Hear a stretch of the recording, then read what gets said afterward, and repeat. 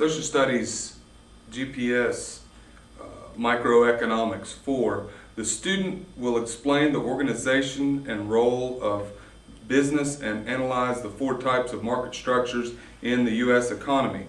Okay, A, compare and contrast 3 forms of business organization: sole proprietorship, partnership, and corporation.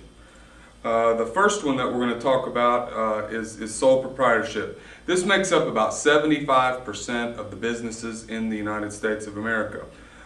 They are mostly made up of small businesses. It's a single person that gets an idea, starts a business, and it's a one business owner. Now there are benefits to having a sole proprietorship. First of all, they're easy to start up.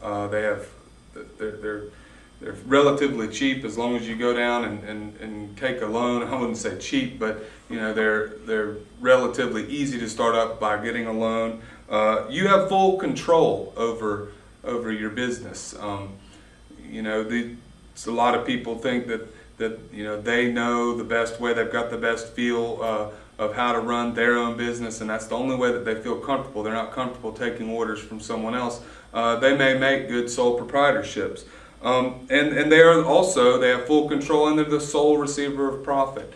And those are definitely the advantages of sole proprietorships, and it's the ultimate individualist, the ultimate freedom, and you are control of your own person. The disadvantages, their lack of permanence. Sole proprietorships tend to start up and phase out very quickly. They're kind of flash in the pan, some of them. There's a lot that last for several years and get handed down from generation to generation. But there are a large amount of them that do fizzle out fairly quick. The biggest disadvantage, and this will be on the OCT, is that there is unlimited liability. Of all 3 of the different types of business organizations, this one's the most liable. You might get the main chunk of the profit, but you're also going to be the one who loses everything you've got. If you put up your house to start your business, you could lose your house or other items. Plus, you have limited access to resources and labor. These are the main disadvantages of a sole proprietorship. The next type of business organization is a partnership. This is also a fairly common type. You have, open partnerships, which are known as general partnerships. It's the most common type of partnership. Basically, both people that enter into the partnership share equal profits and equal liability in that. And doctors, lawyers, accountants, other professionals tend to have general partnerships. The next one is a limited partnership, also known as a silent partner. I may get an idea that I want to start up a cabinet making shop. So I go and I approach somebody in the community that has a lot of money. They believe that I'll do a good job, so they loan me the money. In return, they are a silent partner. They do not have to work necessarily. All they have to do is supply money and kind of back what I do,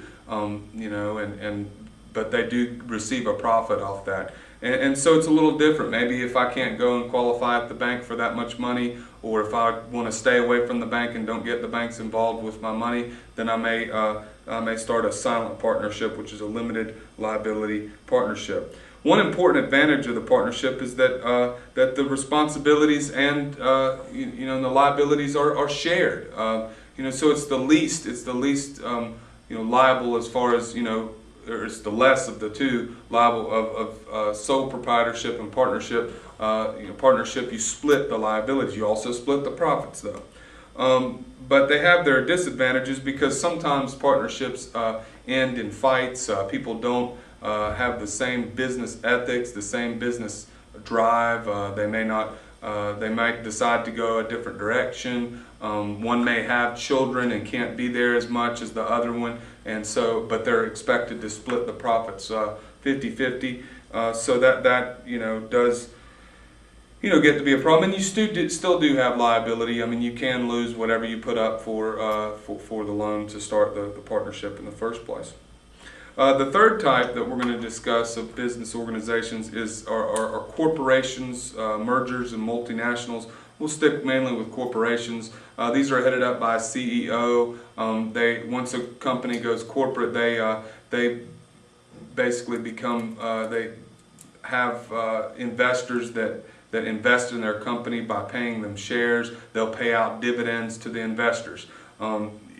It is the least liable, because if the corporation goes under, the person that started it doesn't necessarily, or the CEO doesn't necessarily get penalized as much. Sometimes they have golden parachutes set up to where if a corporation fails, they'll still get a large chunk of the money owed to them in bankruptcy. And this is what a lot of the CEOs have been getting questioned about by Congress during the bailout phase in October of 2008. Corporations this is the main thing on the EOCT. Corporations are the only entity that are double taxed. I repeat, corporations are double taxed. The other two are not. And this is how they do it. Corporations pay corporate taxes to the government, and whenever they pay dividends out to the shareholders, the people pay taxes on those dividends as well. So those are capital gain type taxes. So corporations are taxed doubly. But that pretty much sums up sole proprietorships, partnerships, and corporations, which is what that's all about.